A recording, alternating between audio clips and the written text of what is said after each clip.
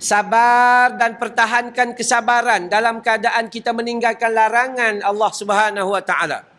Sabar dan pertahankan kesabaran kita dalam keadaan menerima ujian dan pemberian yang kadang-kadang kita tak berapa berkenan dengan apa yang datang pada kita.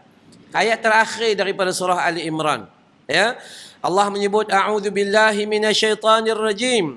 Ya ayyuhalladzina amanu sabiru wasabiru warabitu wattaqullaha la'allakum tuflihun.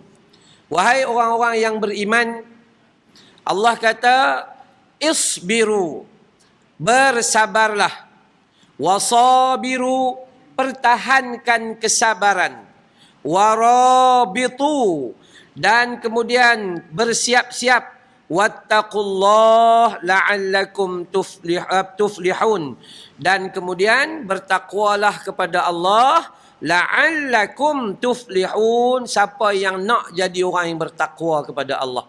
Ada 3 sifat yang dikhabarkan di sini. Pertama, sifat yang awal yang kita nak tekankan adalah sabar dan pertahankan kesabaran. Sabar dan pertahankan kesabaran. Sampai bila? Sampai hujung hayat kita. Sabar dan pertahankan kesabaran dalam kita melakukan ketaatan dan perintah Allah Ta'ala. Sabar dan pertahankan kesabaran dalam keadaan kita meninggalkan larangan Allah Subhanahu wa taala. Sabar dan pertahankan kesabaran kita dalam keadaan menerima ujian dan pemberian yang kadang-kadang kita tak berapa berkenan dengan apa yang datang pada kita. Kemenangan besarlah. Kalau dalam ayat lain kita tengok ada Allah janji kepada kita, wabasyiris sabirin, khabar gembiralah pada orang-orang yang sabar. Allah alaihi wasallam bersabda, ajaban li amril mu'min, inna amrahu kullahu lahu khair, wa laysa dhalika ahadin illa lil mu'min. In asabathu sarra'u syakara fakana khairan lah, wa in asabathu dharra sabara fakana khairan lah. Nabi ini dia sebut hadis ni mudah difahami, pendek dan padat. Dalam ayat ni kata ajaban li amril mu'min, ajaibnya orang beriman, hebatnya orang beriman, takajubnya orang beriman yang tak ada pada orang lain. Okay? Inna amrahu kullahu lahu khair. Kerana semua urusan bagi orang mukmin ni baik belaka. Hang mai lah kiri baik, hang mai kanan baik, mai depan baik, belakang baik, atas baik, bawah baik. Semua dia pandang baik belaka. Dan hal yang seperti ini, zalika ahadin illa lil mu'min. Tak ada benda pun ajaibnya orang ni melainkan mukmin. Semua pada dia jadi benda baik belaka. Dapat duit, benda baik bagi dia, dia dapat duit, dia keluar zakat, dia sedekah, dia nafkah cara baik, semua jadi baik.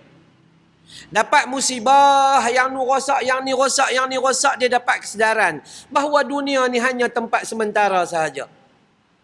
Tak ada benda yang tidak ajaib bagi orang mukmin melainkan ajaib. In asabathu sarra'u syakara. Seandainya, sesungguhnya, apabila datang kepadanya sarra'u syakara, maka bila dapat satu-satu nikmat dan kesukaan, dia bersyukur, syakara. Apa katanya? Alhamdulillah. Fakana khairan lah. Itu terbaik bagi orang mukmin. Wa in asabathu dharra'u, apa dia? Sabara. Dan apabila datang kepadanya musibah atau benda yang dia tak suka, maka dia sabar. Dia sebut inna lillahi wa inna ilaihi raji'un. Kata Nabi, fakana khairan lah. Itu juga baik untuk dia. Jadi orang mukmin ni dia tak pernah kecil hati dengan Tuhan. Dia tak pernah rasa Allah menzalimi dia. Dia tak pernah rasa kecewa dan putus asa dengan ketetapan yang telah Allah takdirkan dalam kehidupan dia. Sama ada takdir itu berupa benda baik bagi diri dia ataupun takdir itu nampak seperti buruk pada diri dia, sentiasa bagi pandangan dia positif saja. Elok belaka. Meniaga elok. Pi umrah 16-17 kali. Elok dah. Tiba-tiba mai boom PKP. Tak boleh meniaga langsung. Allah tarik sikit. Dia kata Allahu Akbar, nasib baiklah Allah tarik sikit kesibukan aku. Masa aku sibuk hari tu tahajud tidak, sedekah tidak, zakat terlambat, ambil berat pasal masjid tidak, semua tidak. Tapi ketika Allah tarik sikit, maka benda tu jadi positif kepada dia untuk dekat kepada Allah Subhanahu wa taala. Inilah gambaran orang mukmin yang dicerita oleh oleh Nabi sallallahu alaihi wasallam, bahawa takjubnya orang mukmin sebab bagi dia apa-apa sahaja urusan itu baik.